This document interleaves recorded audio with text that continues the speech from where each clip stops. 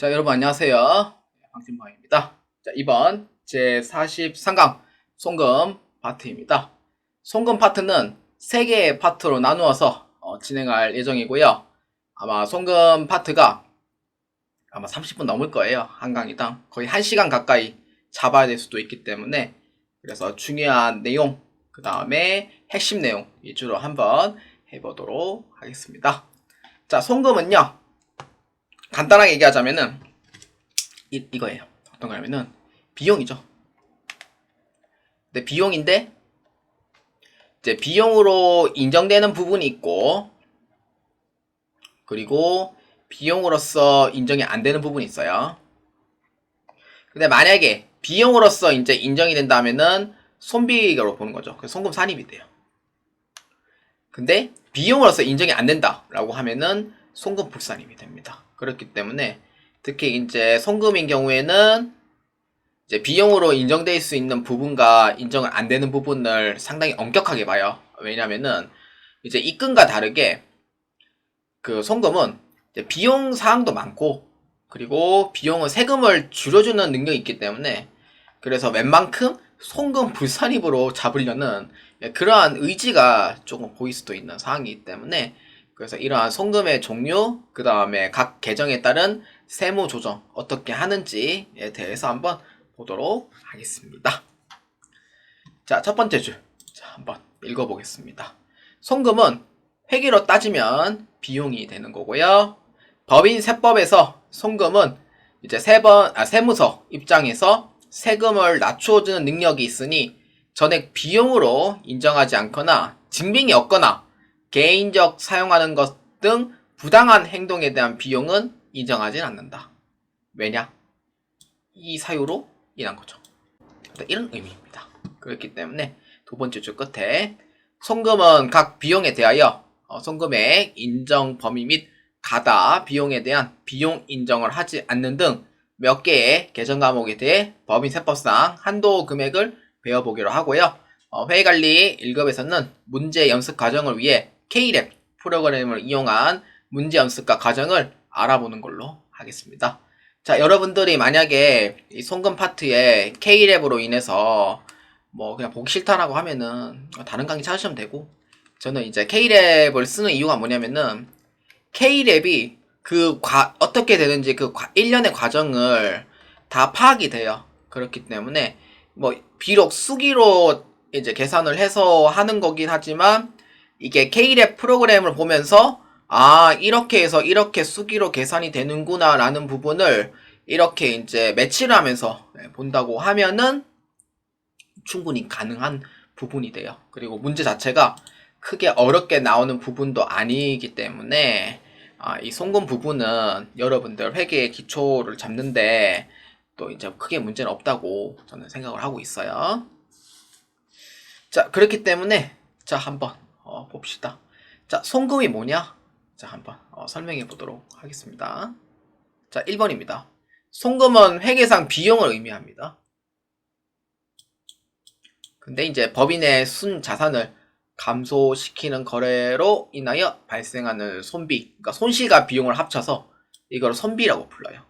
그래서 다만 자본 또는 지분의 환급, 잉여금 처분 및 송금 불산의 항목은 제외 이렇게 보시면 되겠고요. 그래서 이제 손비의 범위 한번 볼까요? 손비는 손실과 비용의 합친 용어예요. 그래서 여러분들이 이제 생각하는 판관비 그리고 영업의 비용 이 부분을 생각해 주시면 됩니다. 자, 그래서 손비의 범위는 다음과 같습니다. 자, 15개인데 사실 이거를 외우라고 하시는 분이 계시는데 절대 외우시면 안 돼요. 그러니까 종류에 대해서 우리는 이러한 부분에서 할 예정이고 그리고 이러한 부분에서 설명할 예정이니 그냥 한번 읽어만 보는 거는 괜찮아요. 근데 이거를 반드시 외워야 된다라고 하면은 저는 별로 추천드리고 싶지는 않습니다. 그렇기 때문에 자, 1번에 보면은 판매한 상품 또는 제품에 대한 매입가액 및 부대비용, 매입 애누리, 환출, 할인은 제외다. 이렇게 되어 있죠. 이 부분은 뭐냐? 매출원가에 대한 부분입니다. 매출원가는 비용으로 인정되기 때문에 송금 산입 대상이 돼요. 그리고 두 번째, 그 다음 세 번째 인건비, 그 다음에 수선비, 유형자 수선비, 그 다음에 유무형자산의 감가상각비, 그리고 특수관계인으로부터 자산 양수 시 자산의 가액이 시가에 미달하는 경우 저가 양수, 그러니까 특수관계인. 그 다음에 임차료, 뭐 차입금 이자 비용. 그 다음에 회수불능 부가가치세, 매출세액, 미수금. 그 다음에 이건 대손. 자, 이거 9번에 이렇게 적어주면 돼요. 대손 상각비, 대손 충당금이라고 적어주시면 돼요. 그 송금은 대략 한 13개, 14개 정도 되거든요. 세무조정 항목이. 그래서 이제 서식 작성하는 게. 그리고 그 외에도 그냥 조정만 하는 게 몇 개 있습니다. 그리고 평가, 차손, 평가. 그 다음에 재세공과금, 세금과 공과금. 그리고 영업자가 조직한 단체로서 주무관청에 등록한 조합 또는 협회에 의한 회비. 회비는 뭐 이제 이런 부분. 그러니까 제가 알기로는 회의관리 1급에서는 회비를 잘 언급을 잘 안 하거든요. 그래서 보면 되고. 그 다음에 해외 시차 훈련비, 광고 목적으로 인한 구입 비용. 그 다음에 임직원이 주식 매수 선택권 여기 또 줄 거면 돼요. 주식 가치에 상당하는 금액을 지급받는 상여금에 행사하거나 지급받는 경우 주식 매수 선택권 또는 주식 기준 보상을 부여하거나 지급한 법인의 행사 또는 지급 비용. 이 15번은 그 여러분들 나중에 재건관리사에서 보면은 주식 보상 비용이라고 있어요. 이 파트에서 자세하게 배울 거고요. 그래서 주식 매수 선택권 같은 경우에는 법인의 입장에서 근로자한테 이제 성과급으로 이제 주는 경우가 있거든요. 그거에 이제 행사했을 때 대한 비용 부분을 이제 손비로 인정을 할 거냐, 그거에 따른 조정이 있냐, 그거에 대해서 이제 설명하는 부분입니다. 그래서 제가 현관펜으로 끄은 거는 아마 이 수업 자체 안에 있는 부분이고요. 나머지는 줄 안 끄은 거는 그냥 한번 읽어만 보셔도 상관이 없고요. 그렇다고 외우실 필요는 없어요. 그렇기 때문에 이 15가지 중에 일부는 같이 할 테니까 그 내용에 대해서 한번 자세하게 보도록 하겠습니다. 자, 그 다음 세 번째, 송금 불산입니다. 이거는 좀 아셔야 돼요. 다음에 해당하는 경우 송금으로 인정하지 않고 송금 불산입으로 처리한다. 주요 내용만 작성했습니다. 이거 여러분들 이거 외우시면 안 돼요. 절대로. 이걸 뭐 한 번에 외우시면은 머리 다 빠져요. 그렇기 때문에 하다 보면요. 그러니까 어떤 경우냐면은 한도 초과로 인한, 그러니까 비용은 한도가 있어요. 그래서 한도 초과로 인한 송금 불산입이라는 내용이 나올 거고요. 주요 내용에서. 두 번째는 어떠한 평가로 인한, 그러니까 시세 조작 우려 있잖아요. 입금에서 배웠던 부분. 그게 이제 송금 불산입. 그 다음에 세 번째는 이제 개인적으로 사용한 부분. 비용에 대한 송금 불산입. 그 다음에 네 번째는 이제 해당 용도가 이런 이제 불확실한 경우에 해당하는 뭐 송금 불산입. 주로 이런 내용으로 보아주시면 돼요. 그러니까 송금 불산입 하는 이유가, 그러니까 한도가 이마에 잡았는데 이만큼 내가 썼으니 그 나머지 부분은 이제 한도를 인정 못 받는 한도 초과에 대한 부분. 첫 번째. 두 번째는 시세 조작 우려가 있는 평가. 세 번째는 말도 안 되는, 그러니까 회사를 위해 쓴 게 아니고 지그 개인적으로 쓴 거. 네 번째는 용도가 불확실한 거예요. 이 사람 누구예요? 모르는데요. 이 사람 누군데요? 누구인지 안 알려줄 건데요. 이런 의미. 용도가 불확실한 송금 불산입. 이러한 부분에서는 비용으로 인정을 못 받는다라는 내용이 돼요. 여러분들 같아도 이거 비용 인정 못 받는다는 거를 대략 상식적으로 알 거예요. 그렇기 때문에 이 11가지 정도는 송금 불산이 될 테니 요거는 외우지 마시고요. 이런 부분은 한도 초과됐거나 평가했거나 개인적 사용했거나 용도가 불확실하구나 라는 비용으로 인정 못 받는 부분이다 라고 보시면 됩니다. 자, 그렇기 때문에 이 송금 불산입에 해당하는 이 내용을 하나씩 한번 보도록 하겠습니다. 자, 첫 번째예요. 자, 첫 번째 부분이 이제 대송금의 송금 불산입에 해당하는 내용입니다. 자, 첫 번째 줄 읽어볼게요. 대손은 채무자로부터 대금을 받지 못하여 대손 상각비로 처리한다. 법인세법도 똑같아요. 그리고 우리가 그 12월 말자에 이제 돈을 어느 정도 못 받을 걸 대비를 해서 이제 설정을 하는 게 있잖아요. 그래서 이 부분도 줄을 그어주시면 돼요. 12월 말 결산 시 대손금을 미리 적립하는 대손 충당금 제도도 법인세법에서는 동일하게 적용돼요. 똑같아요. 근데 송금 불산입은 전액 송금 불산입 한 게 아니고요. 당연히. 그러니까 한도 금액이 초과하는 경우에 대해서만 송금 불산입으로 처리. 그리고 대손 요건이 충족되지 않은 대손금에 대해서도 송금으로 인정을 못 받아요. 그래서 이렇게 줄만 그어주시면 됩니다. 그래서 이때 정리하자면 이렇게 돼요. 대손금은 대손상각비의 비용이다. 그래서 회계 쪽은 비용을 했어요.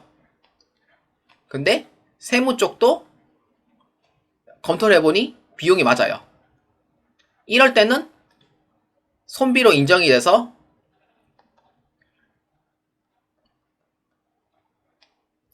조정 안 해요. 이렇게 손비 인정대가 조정 안 해요. 그럼 이거는 이제 대손금인 경우고, 그리고 이게 첫 번째 내용이고요. 그 다음에 두 번째 내용을 작성하면은 대손 충당금 있죠. 대손 충당금은 이제 회계 쪽에서 이제 설정을 해요. 설정을 해서 대손 충당금으로 처리를 했어요.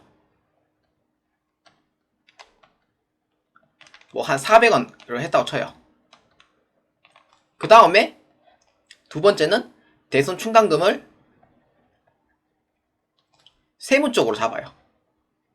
세무로 했는데 설정했더니 대손 충당금이 뭐 하나는 200원 났고 하나는 600원 났다고 치십시다.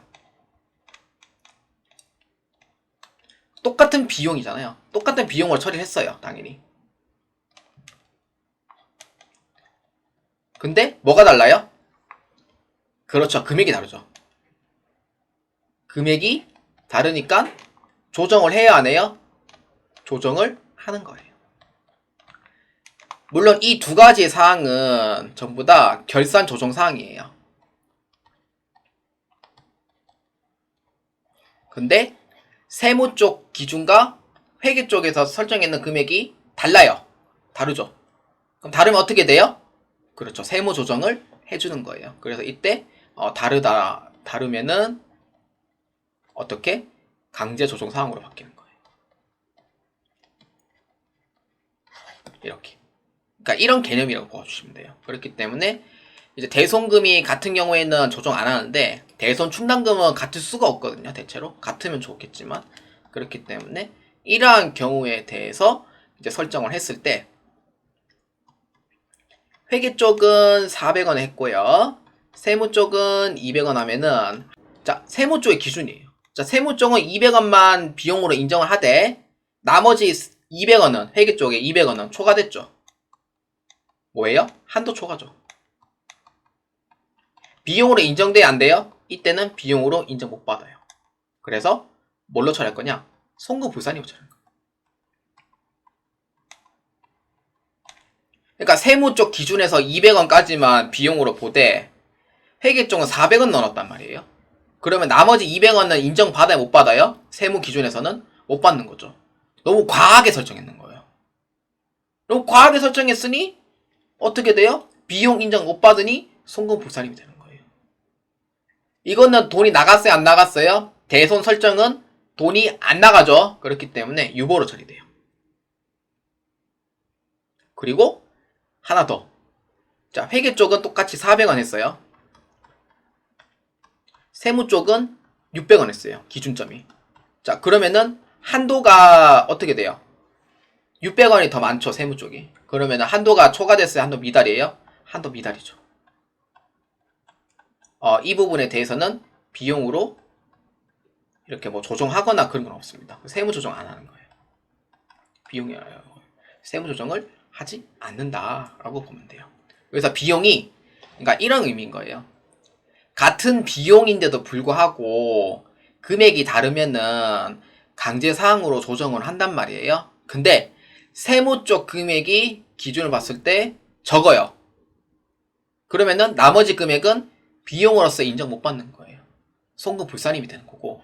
근데 반대로 세무 쪽 금액이 많아요. 회계 쪽이 작게 했단 말이에요. 그럴 때는 조정을 하지 않는다. 이렇게 보아주시면 돼요. 그렇기 때문에 여러분들이 처음에 보실 때 좀 혼란이 오겠지만 이때 세무 쪽 기준으로 봐서 회계보다 금액이 적으면은 난 그 나머지 금액 인정 못 받아 라는 의미가 되고, 회계 쪽, 세무 쪽 금액이 더 많으면은 오, 너희들 회계 쪽 금액 적게 잡았네. 아유, 뭐 그냥 비용 인정 안 할게. 그냥 놔둬. 이런 의미가 돼요. 그렇기 때문에 한도 미달은 조정하지 않는다. 이렇게 보아주시면 됩니다. 그래서 이 개념을 먼저 이해해 주세요. 한도 초과할 때는 주로 이렇게 적용이 되는 부분으로 보시면 되고, 그리고 대손금 같은 경우에는 돈이 안 나갔잖아요. 안 나갔기 때문에 유보로, 그러니까 고가에 계속 보유하고 있기 때문에 유보다 이렇게 보시면 돼요. 돈 나간 건 없어요. 자, 그래서 1-1번 밑에 한번 볼게요. 대손 사유는 다음과 같다 라고 되어 있죠. 이거는 이제 대손금에 대한 설명이고요. 자, 어떤 경우라면은 뭐 상법에 따른 소멸시효, 소멸시효, 소멸시효, 민법에 따른 소멸시효, 그다음 파산, 그 다음에 경매 취소에 따라 압류, 그 다음에 파산, 형집행, 강제집행, 사업 폐지, 사망, 실종, 행방불명. 그 다음 8번 이거 잘 읽어주셔야 돼요. 부도 발생일로부터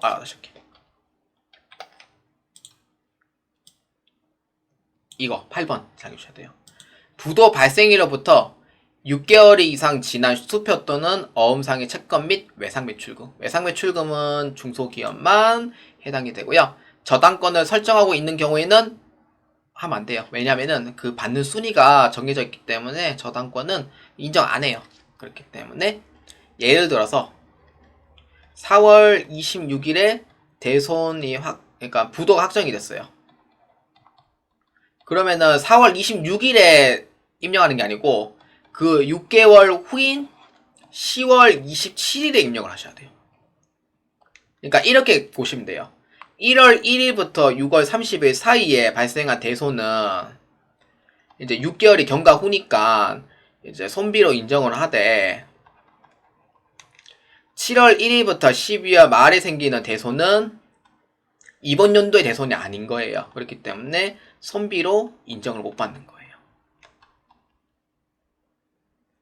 그래서 반드시 대손 발생일로부터 6개월 이내, 6개월 이상 지난 경우에 해당하는 것만 넣어주시고요. 손비 인정이고 나머지는 손비 인정을 못 받는다 보시면 되고, 반드시 어음인 경우에는 어음하고 외상매출금이 부도인 경우에는 반드시 1,000원을 남겨주셔야 돼요. 그래서 이 부분 꼭 8번 잘 기억해주시고요.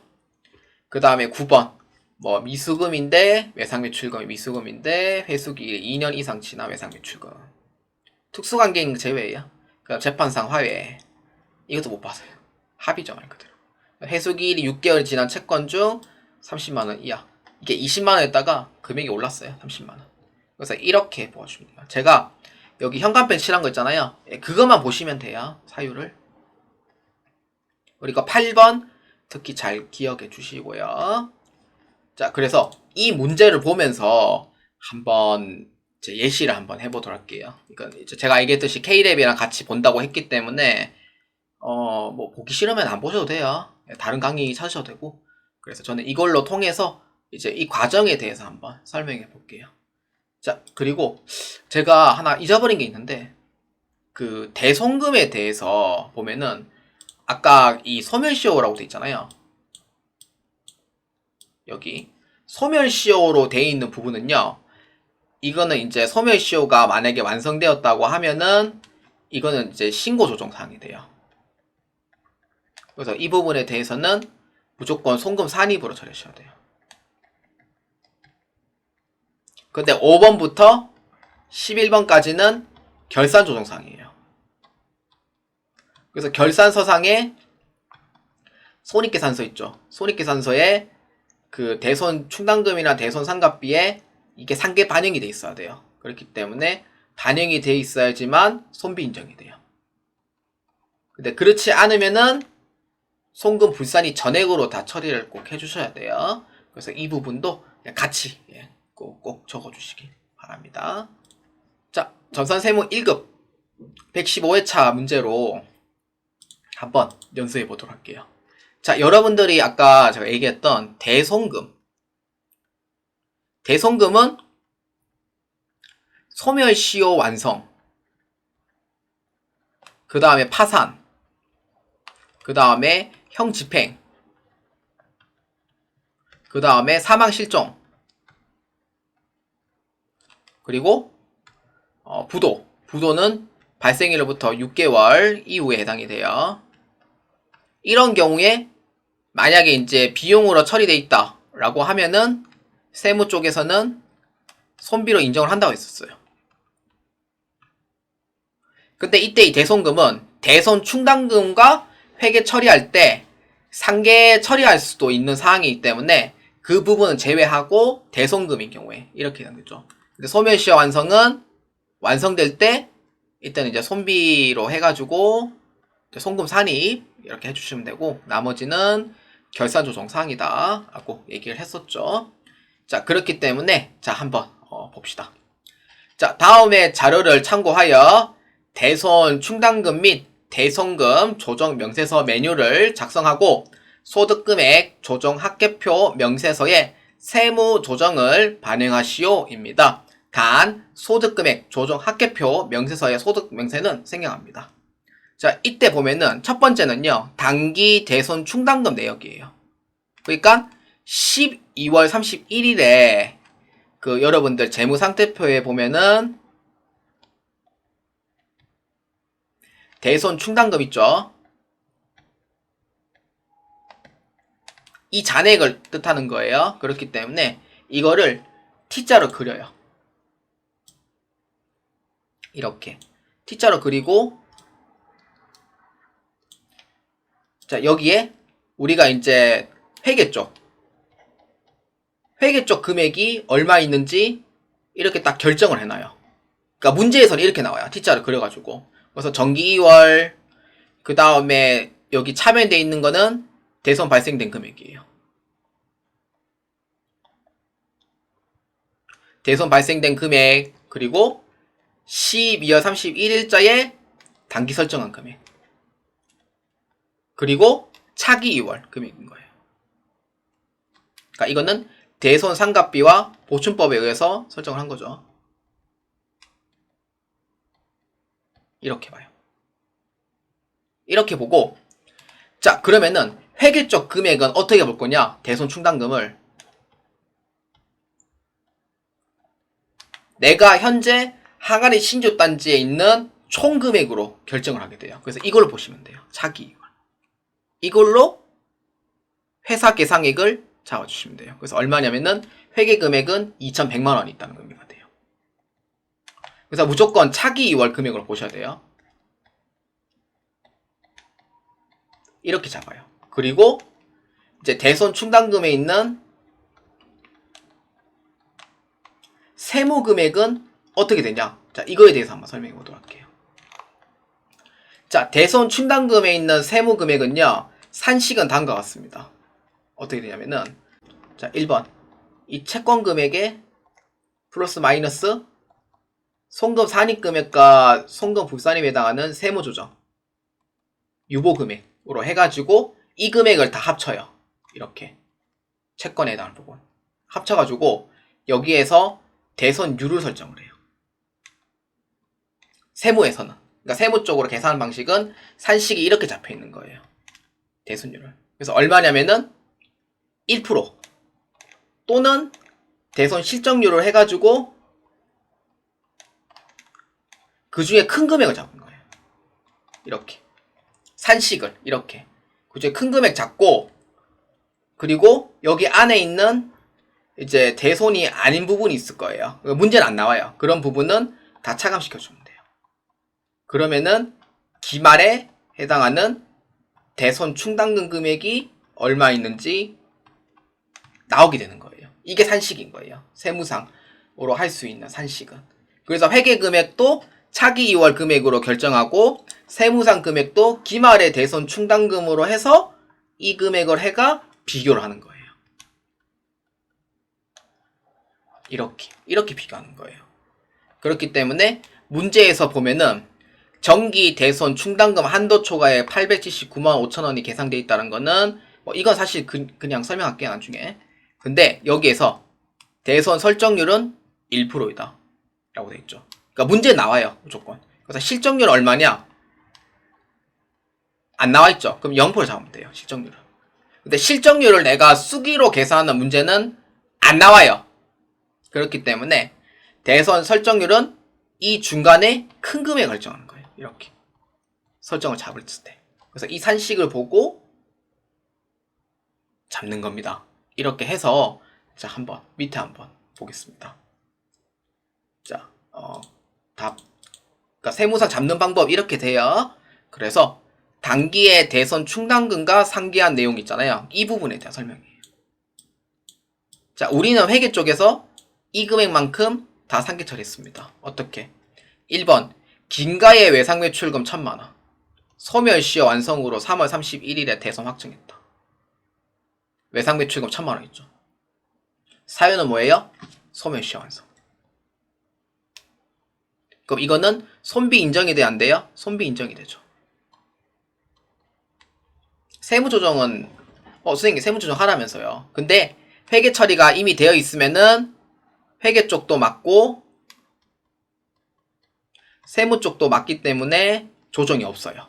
근데 제가 그 신고조정 사항으로 세무조정을 잡으라는 건 뭐냐면은 회계 쪽은 입력이 안 돼 있거든요. 그래서 세무 쪽은 1000만원 돼 있다고 하면은 다르죠. 그래서 세무조정 하라는 거예요, 이거는. 근데 이 사항은 외상매출금에 1000만원 잡혀있기 때문에 같이 이제 잡혀있기 때문에 세무조정을 할 필요가 없다. 이런 의미로 보시면 됩니다. 그 다음 두 번째, 파산. 파산은 손비 인정돼요. 500만원. 같은 외상매출금. 그 다음 세 번째, 바드러움, 부도. 9월 1일이에요. 자, 이거 손비 인정돼야 안 돼요. 부도 같은 경우에는 무조건 발생기간이 6개월이 경과 이후에 되죠. 그래서 1월 1일부터 6월 30일에까지 부도가 난 거는 손비로 인정이 돼요. 왜냐면 6개월이 경과했으니까. 근데 7월 1일부터 12월 말자에 생기는 부도는 손비를 인정 못 받아요. 못 받아요. 그렇기 때문에 이 최가의 바드러움 2천만원은 송금 불산임이 되는 거예요. 왜? 경과 안 됐으니까. 그래서 회계 쪽은 2천만원으로 했어요. 근데 세무 쪽은 2천만원을 했는데 신청했어요. 어떻게 했어요? 안 됐죠. 그래서 0이에요. 실질적으로 봤을 때. 그렇기 때문에 금액이 같아요? 달라요? 다른 거죠. 그렇기 때문에 비용으로서 인정받아요? 못 받아요? 못 받는 거예요. 이렇게 해서 조정이 된다라는 의미가 되고, 그 다음에 2가는 11월 2일에 대손 확정을 했는데 부도 발생일은 5월 1일입니다. 그래서 1월 1일부터 6월 30일 사이는 손비 인정이 돼요. 그러니까 체가 거만 안 되는 거죠. 그 다음에 우가 거는 강제 집행이죠. 그래서 안 돼요. 손비 인정돼요. 그렇기 때문에 이 금액들이 다 지금 반영이 되어 있는 상태다라고 보시면 돼요. 자, 그래서 이 사항에 대해서 한번 설명해 볼게요. 자, 제가 설명할게요. 자, 3월 31일자의 소멸시효 완성은 어떻게? 회계 쪽도 기록이 돼 있고 세무 쪽도 인정을 하니까 조정이 있어요, 없어요? 없는 거죠. 아까 얘기했죠. 그 다음에 파산, 손비 인정돼요. 근데 부도가 6개월이 경과가 됐어요, 안 됐어요? 11억 2일자 거는 됐죠. 그렇기 때문에 1,000원 남기고 1,000원은 송금 불산입으로 처리합니다. 그래서 나머지는 손비 인정이 돼요. 그러니까 미수금은 당연히 손비 인정이 돼요. 그러니까 회계 쪽하고 세무 쪽하고 일치하니까 송금 산입으로 인정이 되는 거고 조정이 없는 내용이 되는 거예요. 근데 받으러 오면 6개월이 경과돼서 안 됐어요. 6개월이 경과가 안 된 거죠. 그러니까 회계 쪽은 2천만 원을 넣었어요. 대손금을. 근데 세무 쪽은 2천만 원을 신청했는데 됐어 안 됐어요? 안 됐죠. 그러니까 6개월이 경과가 안 됐으니까 이 비용에 대해서는 인정 못 받는 거. 0원이죠. 그렇기 때문에 회계 쪽과 세무 쪽이 같아야 달라요? 다르죠. 금액이 다르거나 어떤 사항이 다르면은 전부 다 송금 불산입으로 처리를 합니다. 그렇기 때문에 이 부분에서는 송금 불산입이 되는 거예요. 비용 인정 못 받는 거죠. 그래서 아직 경과가 안 됐을 뿐이지 회사가 유출된 건 아니기 때문에 유보로 처리합니다. 유출은 언제 되냐? 내년에 이제 유출 처리가 되는 거죠. 그래서 유보가 되고 이 부분도 이 1,000원에 대해서는 나간 게 아니기 때문에 유보가 됩니다. 그래서 총 2천만 1,000원은 송금 불산입이 되는 거예요. 단기에 송금 불산입 이렇게 되는 거예요. 그러니까 이렇게 해서 보시면 되는 거예요. 그러니까 무슨 말인지 이해 잘 안 될 거예요. 진짜로. 그래서 이렇게 해서 처리가 되고 대손 충당금에 대해서 이제 또 설명할게요. 아까 설명했던 대손 충당금 있죠? 그거에 대한 설명이고요. 아까 이제 회사의 기말 잔액과 그 다음에 세무의 기말 잔액을 보고 한도 측정을 합니다. 아까 적어놨죠? 그거에 대한 설명이고요. 그래서 다르면은 이게 세무조정이 해당이 된다. 이렇게 보시면 돼요. 그래서 아까 1-1번은 대손금에 대한 내용으로서 부도가 6개월이 경과가 안 됨으로써 어떻게 돼요? 송금에서 인정이 안 되는 거죠. 그리고 1,000원은 비만금액이라서 부도는 꼭 해주셔야 돼요. 그래서 2천만 1,000원만큼은 송금 인정 못 받는 거죠. 그래서 회사의 기말잔액은 아까 얼마였죠? 2,300이었나요? 그러니까 무조건 대손 문제가 나왔다 하면은요, 회사는요, 대손 충당금 설정 금액을 보는 게 아니고 회사의 차기 2월 금액을 보셔야 돼요. 그러니까 대손 충당금으로 적립된 전체 금액으로 해서 결정이 되는 거예요. 조정할 때는. 세무도 이와 마찬가지. 그래서 세무의 산식은 밑에 적었듯이 어떻게? 채권 금액에 플러스 마이너스 세무 조정. 그러니까 아까 세무 조정할 때 2천만 1천 했죠. 이거 받으러 이 부분을 더해 주셔야 되는 거예요. 세무로 할 때는. 그러니까 요 2번에 보면은 이렇게 세무 금액을 잡는 거예요. 회계랑 금액 똑같아요. 이것도 이제 장부상 금액이고요. 이거는 이제 어쩔 수 없는 세무 조정에 있는 금액을 이렇게 더해 주는 거. 그래서 얼마냐면은 16억 9천만 1천원이 되는 거예요.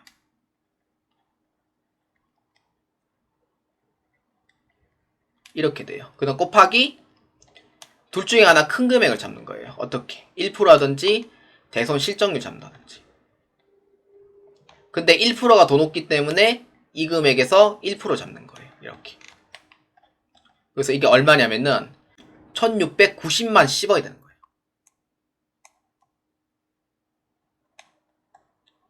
이렇게 되는 거예요. 이게 바로 뭐예요? 세무상 차기 월금액인 거예요. 이렇게 되는 거예요. 세무상 차기 월금액. 그러면은 회계상 금액은 얼마예요? 2100이죠.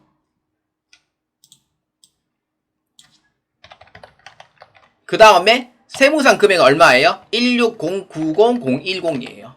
그래서 얼마? 4909990만큼 어떻게 돼요? 한도가 넘었어요? 안 넘었어요? 한도가 넘었죠. 그렇기 때문에 회계 쪽 금액과 다시 할게요. 세무 쪽 금액.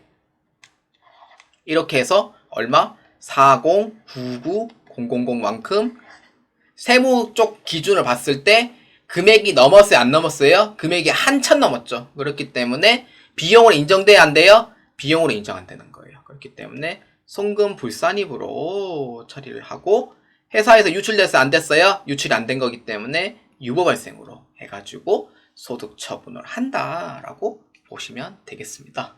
지금 도통 무슨 말인지 모를 거예요, 분명히. 그렇기 때문에 제가 얘기한 거를 천천히 보시고 한번 노트에다가 한번 정리해 보시기 바랍니다. 그래서 이 밑에 칸에 적어놨으니까 여러분들께서 꼭 한번 읽어보시기 바랍니다. 자, 그래서 프로그램을 봤을 때 아까 이 얘기였고요. 제가 그 다음에 이 얘기랑 같이 해서 한도 금액을 잡아놨다라는 걸 아까 얘기를 했었죠. 그래서 설정 제외 채권은 이거는 다 20번에 빼주는 건데 이거는 문제에서는 출제가 안 돼요. 그래서 이제 채권 금액은 아까 얘기했듯이 세무상 금액이에요. 그래서 1% 잡았을 때 1690만 10원 세무상 금액이고 이때 2100만원은 뭐예요? 회계상 잔액. 그러니까 회계상 차기 2월, 이거는 세무상 차기 2월. 그래서 이렇게 해서 비교를 하니까 세무상 금액이 더 작죠. 회계 금액이 더 높죠. 그래서 나머지 금액 이 부분에 대해서는 어떻게 돼요? 한도 초과액으로서 비용에서 인정을 못 받는 거예요. 안 돼요. 미안해요. 이러면서. 그래서 이거는 송금 불산입이 되는 거예요. 뭘로? 그렇죠. 유보 발생입니다. 나간 게 아니거든요. 나간 게 아니기 때문에 이제 그렇게 되는 부분이 되겠고요.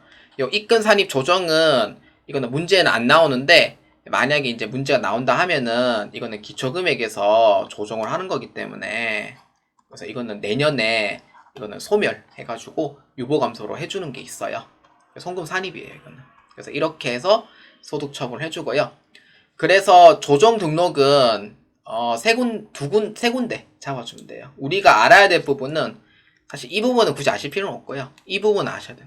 아까 부도인 경우에는 6개월이 경과가 안 돼 있는 부분에 송금 불산입이었고 그 다음에 이제 부도가 경과가 됐는데 1000원을 남기고 나머지 거는 손비 인정되는 거. 이 부분에 대한 그 대송금 조정이었고 그 다음에 이제 회사 금액과 세무상 금액을 비교했을 때 이제 다르죠. 그렇기 때문에 세무 금액의 한도가 넘었기 때문에 나머지 금액은 비용에서 인정 못 받는 거예요.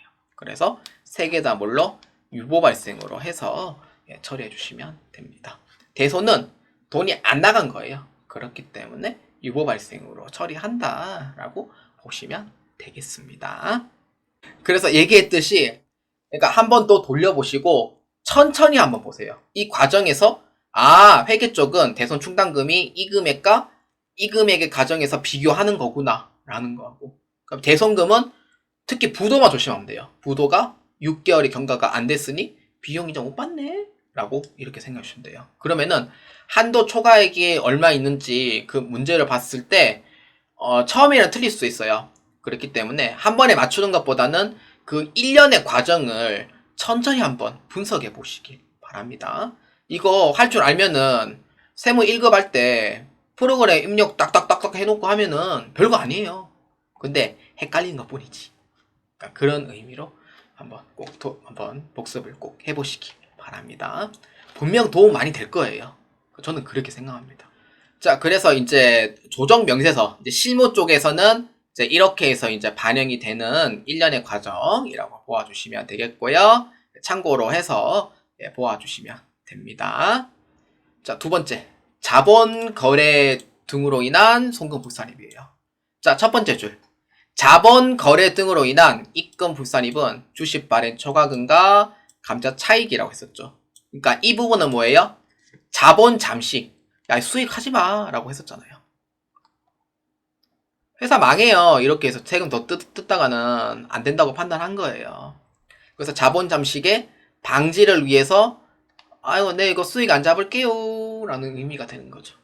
그래서 반대로 입금 불산입 주식 발행 초과금과 감자 차익의 반대인 자본 조정에서 주식 할인 발행 차근과 감자 차손이 있어요. 이거는 반대로 역시 자본 잠식을 방지하기 위해서 송금 불살입인 거예요. 전액다. 조정해요?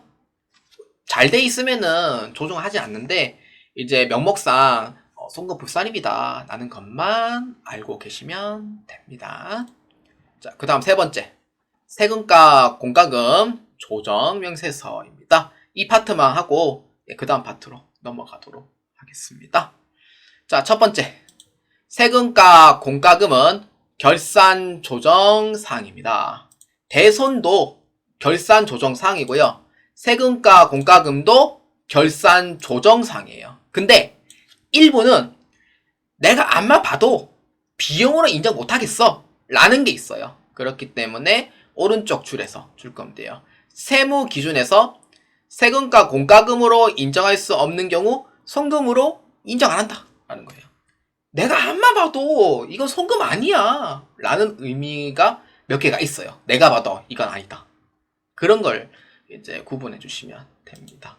그러니까 문제에서는 금액적인 부분과 아니면은 이제 그 말로써 이제 문제가 나와요. 그래서 이제 대충 이렇게 이제 주요 내용만 보면은 이런 거예요. 첫 번째, 법인세 또는 지방소득세에 규정된 의무 불이행으로 납부할 거나 납부할 세액 및 부가가치세 매입세. 그러니까 이거는 그 필기 좀 부탁드릴게요. 법인세하고요. 지방소득세는요. 얘네들 비용 인정 안 해요. 그래서 법인세, 지방소득세는 무조건 송금 불산입이에요. 아 선생님 세금 냈는데 이게 무슨 송금 불산입이에요 라고 생각하셨잖아요. 회계 쪽에서 임의적으로 작성한 거는 다 송금 불산입이에요. 그리고 회계 처리할 때 법인세와 지방소득세는 회계 처리할 때 차변에 법인세 등으로 처리하셔야 돼요. 세금과 공과금 처리하면은 이거는 계정 과목도 잘못되어 있기 때문에 비용 인정을 못 받아요. 그러니까 쓸데없는 짓 한 거죠. 말 그대로. 그래서 송금 불산입이고 돈은 나갔는데 기속자는 누구인지는 안 밝히겠으니 기타 사외출이에요. 그래서 줄여서 기사라고 부르더라고요. 기사. 이렇게 보아주시면 되고 그 다음에 두 번째 벌금 과료. 이거 내가 앞만 봐도 생각해도 이거는 비용 인정 못 받아요. 잘못한 거죠. 벌금 내가 잘못한 거, 과료 잘못한 거, 과태료, 가상금, 강제징수비 이런 거. 그 다음에 법령에 따라서 납부를 하는 것이 아닌 공과금 및 불이행 금지 등 부과되는 공과금. 그러니까 연체 가상금 생각하면 돼. 연체료가 아니고 연체 가상금이요. 이런 거 생각해 주시면 돼요. 이거는 이제 벌가적 성격이죠. 그래서 이러한 부분에 대해서는 비용 인정 못 받겠다라는 의미예요. 그러니까 주로 어떤 거? 벌가적 성격 위주로 보시면 돼요.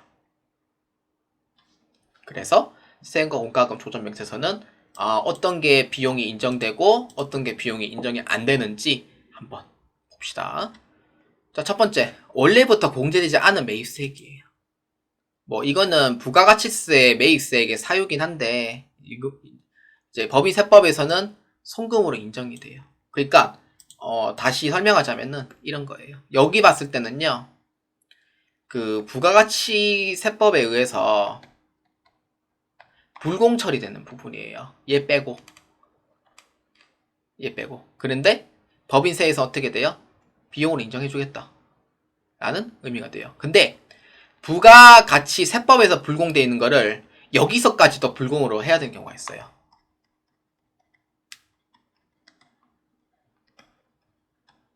불공은 내가 아무리 봐도 법인세에서는 이거를 손비 인정 못 받아요. 벌가 성격이거든요. 그래서 어떤 거, 뭐 세금계산서 미수치, 불명분 이런 거 내가 같아도 안 해줘요. 이거는 왜냐?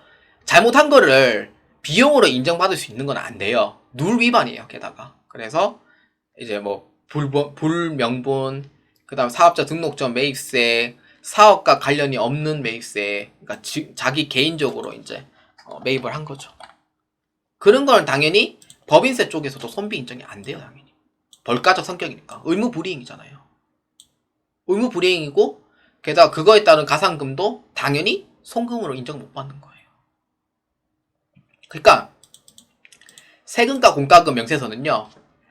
이것만 생각하면 돼요. 첫 번째, 벌금, 과료, 과태료 같은 거. 그러니까 두 번째는 의무불이행. 그러니까 돈을 내야 되는 상황인데 돈을 안 내가 가산금까지 물었는 거예요. 근데 연체료는 괜찮아요. 연체료는 비용으로 인정이 돼요. 아유 뭐 살다 보면 뭐 늦게 낼 수도 있지 라는 의미로 그냥 자비 있게 해주는데 연체 가산금이 붙잖아요. 이거는 용서 못해요. 왜냐면은 의도적으로 내가 지연을 한 거기 때문에 이거는 비용 인정 못 받아요. 그래서 연체료하고 연체 가산금을 조심하셔야 돼요. 연체료만 돼 있다? 상관없습니다. 근데 연체 가산금이 들어가 있다? 이거는 무조건 비용 못 받아요. 이거는 의무불이행 쪽으로 보시면 돼요. 그래서 이 두 가지 위주로 주로 보시면 되고, 세 번째는 이제 그런 대표기사라든지 아니면은 임원, 그 다음에 회사에 관련돼 있지 않은 주주 등으로 인해서 세금을 납부하는 경우가 있어요. 이러한 경우에도 송금 불산입으로 처리하시면 돼요. 그리고 개인적인 사용으로 보기 때문에 이렇게 보아주시면 됩니다. 여기에 개인적 사용.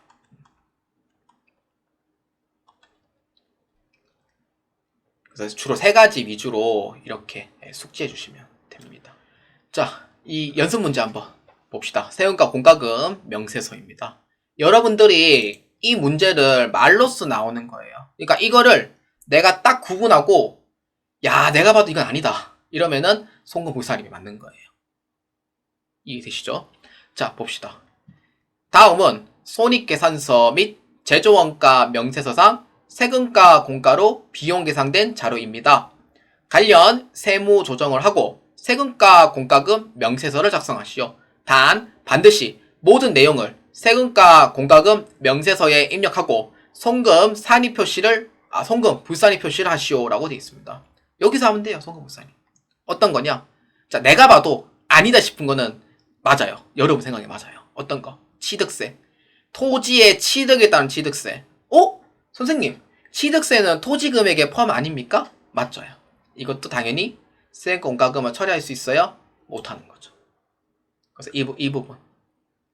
두 번째는 부가가치세. 세금계산서 불분명 매입세. 이거는 그거죠. 불이행이죠. 부가가치세. 접대비 관련 매입세.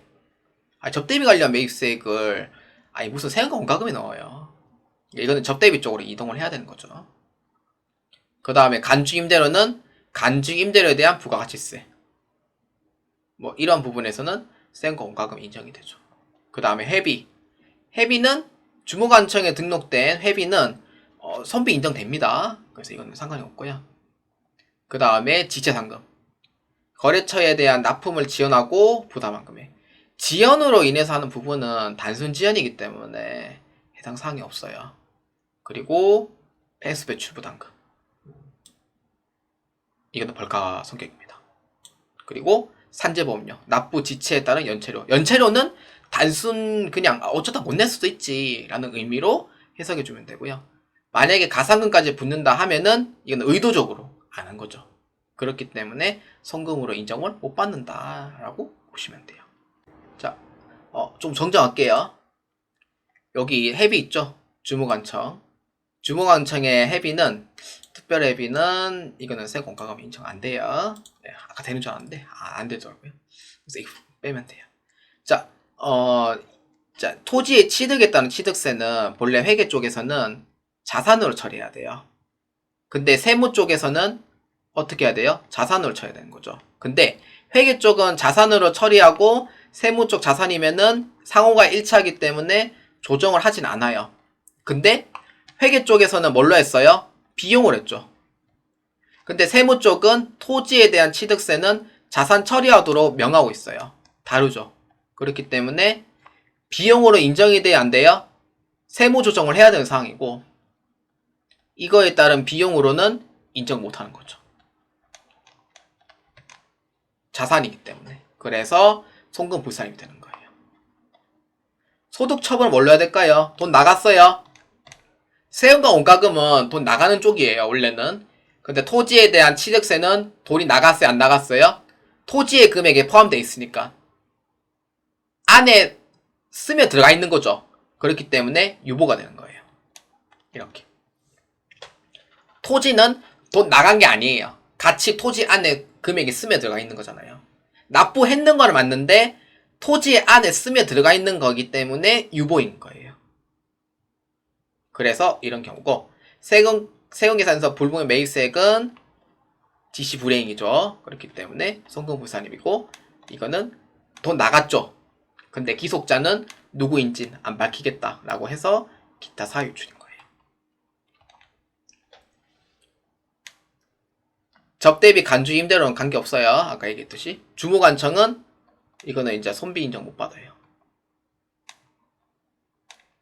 특별회비하고 일반회비가 좀 헷갈리긴 한데, 특별회비는 아닌 걸 알고 있고 일반회비는 맞는 걸로 알고 있거든요. 공과금 성격이기 때문에.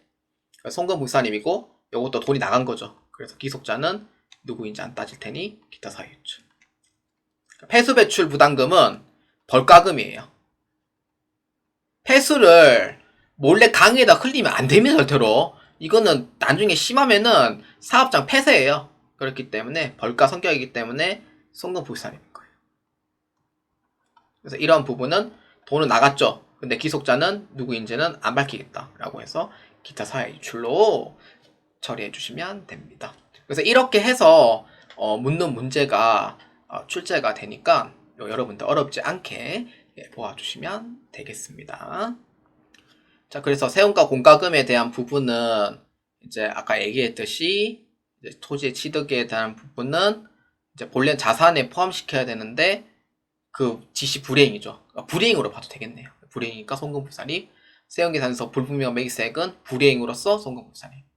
주무관청 특별회비는 이거는 비용 인정 못 받아요. 송금불산임. 폐수배출 부담금은 벌가 성격 이렇게 보면 되고. 이제 산재보험료 연체료는 아까 얘기했듯이 단순 연체는 비용으로 인정을 합니다. 근데 가상금까지 끼어있는 경우에는 비용 인정을 못 받아요. 그래서 의도적으로 이제 안 냈는 부분으로 인정이 되기 때문에 불이행으로 보기 때문에 그렇다라고 보시면 되겠습니다. 자, 오늘 여기까지 진행하도록 하겠습니다. 오늘 배운 내용은 이제 송금에 대한 종류, 그 다음에 송금 사니까 송금 불산임에 대한 그러한 종류는 외우지 마시고요. 한번 읽어만 보시기 바라고요. 사실 하면서 이제 알게 되는 부분이에요. 그리고 이제 아까 이제 세무조정 이제 두 가지 배웠죠. 첫 번째 대손. 처음부터 좀 어렵죠. 대손. 대손은 그러니까 천천히 보시고요. 그런 원리만 잘 알면은 결코 어렵지 않아요. 근데 헷갈리는 건 있을 거예요. 그러니까 어렵진 않은데 헷갈려요. 근데 그 얘기가 분명히 제 얘기가 이해할 날이 올 거예요. 아씨 어렵지 않은데 왜 이렇게 헷갈리지? 약간 그런 느낌. 두 번째 세금과 원가금 명세서는 이 세 가지 잘 기억하면 돼요. 개인적으로 쓴 거, 그 다음에 벌가금, 그 다음에 불이행 관련된 거, 그 다음에 법인세, 지방소득세는 해당 사항이 없고. 그래서 이런 네 가지겠네요. 그래서 그런 부분에 송금불산임이다 라고 보시면 되고. 그래서 다음 이제 하는 부분은 이제 재고자산에 대한 평가, 그 다음에 기부금 등 해서 이제 두 번째 시간을 맞이해 보도록 하겠습니다. 아마 50강 넘을 것 같습니다. 제 생각에. 생각보다 송금에서 설명할 내용들이 좀 많이 있고요. 제가 최대한 얘기를 할 부분을 다 얘기를 했는데도 시간이 조금 빠르게 빼려고 해도 안 되네요. 여러분들이 빠르게 빼려고 해서 강의 수를 맞추는 것보다는 여러분들이 확실하게 알고 넘어갔으면 좋겠어요. 그게 나중에 회의관리 1급과 그 다음에 재용관리사 그리고 전산세무 1급, TET 1급 할 때 많은 도움이 분명히 될 거예요. 자, 오늘 여기까지 진행하도록 하겠습니다. 여러분들의 많은 도움이 되시길 바랍니다. 제 43강 여기까지 진행하고요. 감사합니다.